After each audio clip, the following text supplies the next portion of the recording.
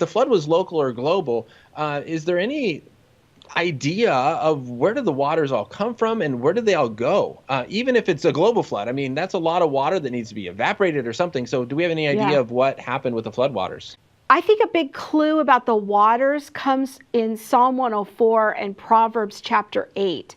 And I've actually written another book on Psalm 104. And it's very helpful to think about Psalm 104 as a meditation from King David on Genesis chapter 1. He's kind of meditating through the days of creation. And what I find really interesting is on the third day of creation, where in Genesis 1, it talks about the land kind of appearing and separating the waters. And we might think of this from a scientific point of view as what we call continent formation, that on the third day of creation, the continents appear and the waters become separated. But what's really interesting in Psalm 104 and in Proverbs 8, God says that on that third day of creation, that the waters will never again cover the earth, that he has established a boundary for them that they cannot cross. They cannot cross the land.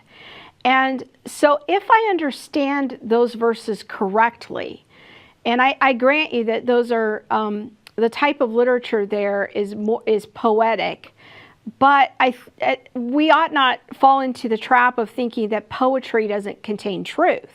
I mean, after all, very common argument for the dignity of humanity is Psalm 139, that I am fearfully and wonderfully made in my mother's womb. And that is a very poetic description of what we call scientifically embryonic development. But we don't look at that as being any less true just simply because it's in poetry. We just look at it as being a very beautiful poetic description of a true reality. And so when I look at Psalm 104, I see that as a poetic meditation on the events of Genesis chapter 1. And so when I see that God has set a boundary that the waters will never cross the land again, they will never again cover the earth, that makes me think that whatever is happening in Genesis chapters 6 to 9 with the flood might not be global. Because if the waters were to cover the face of the earth, the whole planet again, then I might be left in a bit of a contradiction between that view, the global flood view, and Psalm 104 and Proverbs 8.